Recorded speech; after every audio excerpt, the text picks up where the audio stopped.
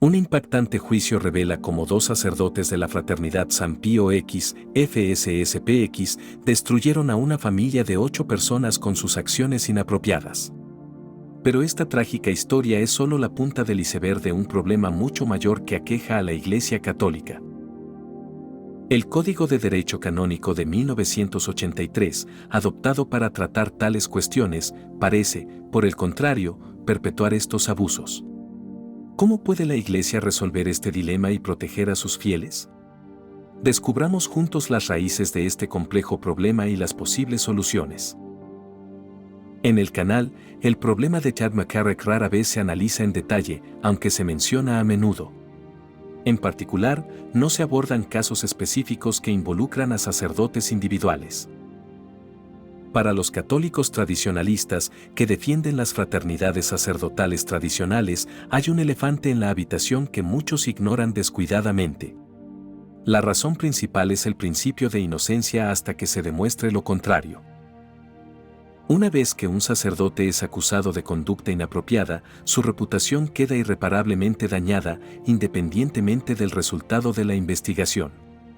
Muchos sacerdotes han expresado esta preocupación mucho antes de que estos temas comenzaran a discutirse en este canal. Es evidente que la mayoría de los apologistas tradicionales son amigables con la Fraternidad San Pío X, FSSPX. La FSSPX, como todas las demás fraternidades sacerdotales, ha enfrentado problemas relacionados con este tema. A pesar de sus esfuerzos por impedir que hombres con tales inclinaciones entraran en sus filas y a pesar de medidas más estrictas que otros grupos, ellos también encontraron dificultades. El problema de Chad McCarrick es emblemático de un problema mayor que afecta a toda la Iglesia Católica. La dificultad reside en equilibrar la necesidad de proteger a los fieles y la reputación de la Iglesia y el derecho a la presunción de inocencia de los sacerdotes acusados. Cuando un sacerdote es acusado de conducta inapropiada, especialmente si se trata de menores, su vida cambia para siempre.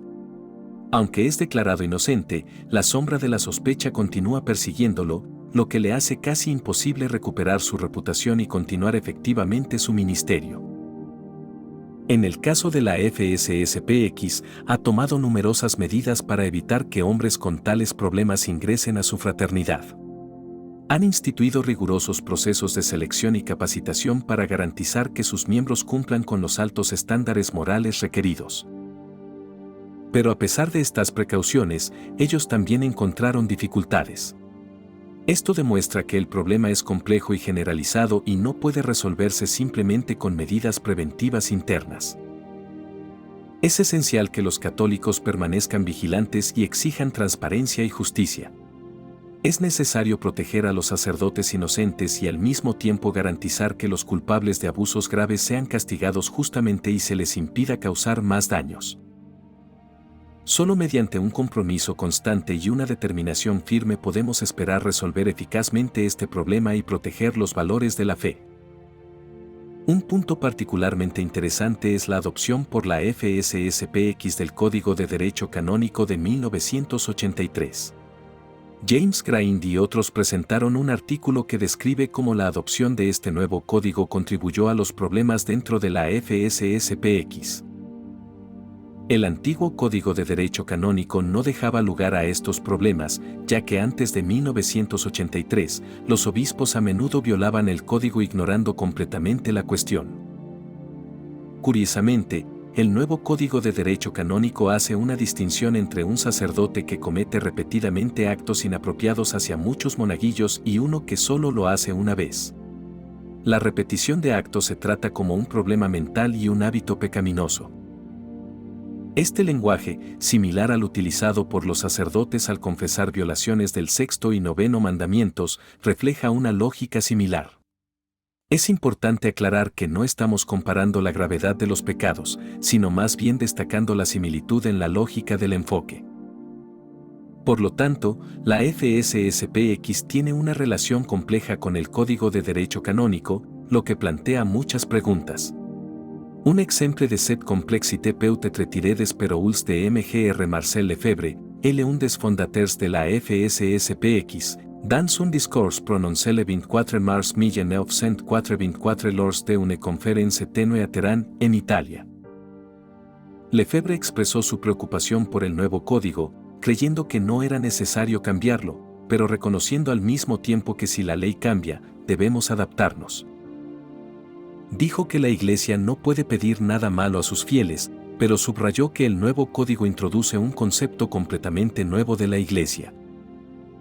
Lefebvre observó que este nuevo concepto surgió también de las palabras de Juan Pablo II, quien, en la Constitución Apostólica que introdujo el nuevo código, declaró que seguía la novedad fundamental del Concilio Vaticano II. Esta innovación se refería sobre todo a la eclesiología, es decir, a la concepción de la Iglesia, que ya no hacía distinción entre clero y laicos, sino que consideraba a todos simplemente como fieles. Este cambio reflejó una aceptación del espíritu del diálogo ecuménico, cuyo objetivo era unir a todos los cristianos bajo una misma visión. Lefebvre criticó duramente este punto de vista, argumentando que socavaba los cimientos de la estructura eclesiástica tradicional. La doctrina sobre los deberes y derechos de los fieles, particularmente de los laicos, y el compromiso de la Iglesia con el ecumenismo fueron elementos problemáticos para él. Vio en estas innovaciones una ruptura con la verdadera esencia de la Iglesia, tal como había sido entendida durante siglos. Un artículo reciente destacó cómo la adopción del Código de Derecho Canónico de 1983 contribuyó a los problemas de la FSSPX. La nueva legislación prevé la rehabilitación y el tratamiento de los sacerdotes culpables de abusos graves, en lugar de su destitución inmediata del ministerio. Esto ha llevado a algunos a argumentar que el código perpetúa el problema, permitiendo a los perpetradores permanecer en el ministerio y comprometiendo la seguridad y la confianza de los fieles. Un artículo reciente destacó cómo la obediencia de la FSSPX al Código de Derecho Canónico de 1983 hectáreas llevado a serios problemas. El título de la demanda dice, el juicio muestra cómo la obediencia de la FSSPX a la Ley Pro Micrófono 1983 llevó a sacerdotes malvados a destruir una familia de 8. Este caso se refiere a dos sacerdotes, el padre Arnaud Rondard y el padre Pierre Dubert, ambos citados en una demanda presentada en Kansas. Estos dos hombres están acusados de cometer actos inapropiados hacia miembros de la familia de Stephen Sanborn, con consecuencias devastadoras que llevaron a la destrucción de la familia. El juicio destaca cómo el Código Moderno de Derecho Canónico ha facilitado ese comportamiento, tratando a los infractores con más indulgencia que en el pasado. Este caso es emblemático de los problemas más grandes que enfrenta la FSSPX y otras fraternidades sacerdotales. Es importante examinar cuidadosamente las implicaciones del Código de Derecho Canónico de 1983 para comprender cómo ha contribuido a perpetuar estos problemas. El manejo de estos problemas por parte de la Iglesia a menudo se ve influenciado por las disposiciones del nuevo código, que favorece la rehabilitación en lugar de la expulsión inmediata de los perpetradores.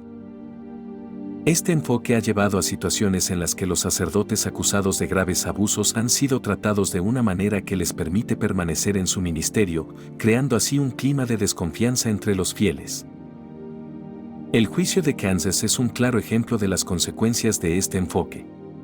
La familia de Stephen Sanborn fue destruida por las acciones de dos sacerdotes que, según alega la Fiscalía, explotaron las disposiciones indulgentes del Código de Derecho Canónico de 1983. Este caso pone de relieve la necesidad de revisar el código para garantizar que los sacerdotes culpables de abusos graves sean castigados adecuadamente y destituidos de su cargo, protegiendo así a los fieles y preservando la integridad moral de la Iglesia. En conclusión, la gestión de los casos de conducta inapropiada entre los sacerdotes requiere una reforma significativa del Código de Derecho Canónico de 1983. La comunidad católica debe seguir estando alerta y exigir transparencia y justicia para proteger los valores fundamentales de la fe.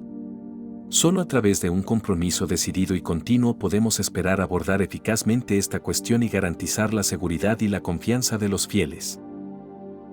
¿Qué piensas?